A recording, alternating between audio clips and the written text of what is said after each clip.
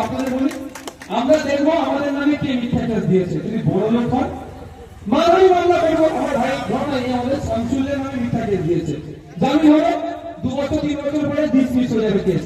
তারপরে শামসুলকে দিয়ে ওর নামে মানহানি মামলা করবো, আমরা মিথ্যা কেস দেবো। আমি ওকে বলবো মানহানি মামলা দেবো। দেখবো যে দাদা দিদিদের কথা শুনে এর নামে কে মামলা দিয়েছে, যদি বড় লোক হয় বা গরিব হয়। কি দেখে নেবো, মানহানি মামলা 2 রকম ভাবে হয়। একটা হচ্ছে টাকা পয়সা ডিমান্ড হয়, আর একটা জেলের, একটা সিভিল, একটা ক্রিমিনাল। তো আমরা ওটা দেখবো, যদি বড় লোক শামসুলের নামে মিথ্যা মামলা দেয় ওই দাদা দিদিদের কথা শুনে জেল খাটে, সেই মানহানি মামলাটা দেবো।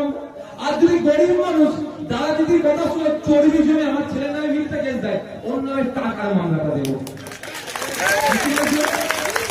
ছাড়বো না, ছাড়ার কোনো জায়গা নয়।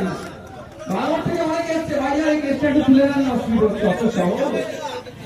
অত সহজ আমার ভাইকে যখন তুমি গুলি করে মেরেছিলে তখন হচ্ছিল না। আমার ভাই নামে মিথ্যা কেস দিয়ে জেল কাটালে হচ্ছিল না, এখন ভাইজান কেস তুলে দেন, মানহানি মামলা হবে। তাই আপনারা বলছি, আপনারা কিন্তু কেউ আইন হাতে তুলে দেবেন, এটা অনুরোধ আমার। আইনের ঊর্ধ্বে কিন্তু কেউ নয়, এটা ভাববে। আইনের ঊর্ধ্বে কেউ নয়। এখন যদি নির্মল মাঝি সাহেবদের সাথে একটা সেলফি তুলে চায়নার নেতা ভাবে দাদার হাত আমার কাঁধে আছে, পুলিশ কিছু বলছে না, আইন বহির্ভূত কাজ করছি, আগামী দিনে মাথায় রাখবেন শাহজাহান শেখের কাঁধে কিন্তু অভিষেক ব্যানার্জি, মমতা ব্যানার্জি হাত থাকার পরেও জেলের ভাত শাহজাহান শেখকে খেতে হচ্ছে।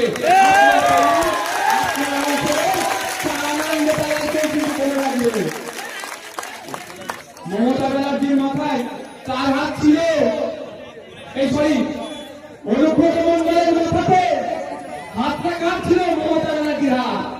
সে কোথায় এখন? কোন পাড়ায় বসাতে পারেনি, তাকে জেলের হাত খেতে হচ্ছে। পার্থভবন সাথে একাধিক নেতাদের হাত ছিল, মমতা ব্যানার্জি অভিষেক ব্যানার্জির হাত ছিল। জেলের ভাত খাওয়াটা আটকে ফেলেছে, অন্যায় করছে, জেলের ভাত খাচ্ছে। তাই আপনাদের বলবো, আপনাদের পাড়ার চালানো নেতা একটু অনৈতিক কাজ করে তাদেরকে একটু সতর্ক হয়ে যাওয়ায়, নাহলে জেলের ভাত আগামী দিনে খেতে হবে, মাথায় রাখবে। আমরা চাই সহযোগিতার রাজনীতি, আমরা চাই মারামারি হানাহানি বিহীন রাজনীতি, আমরা চাই রক্তপাতহীন রাজনীতি, আমরা চাই মমতা ব্যানার্জি শুভেন্দু অধিকারীকে ডেকে যেমন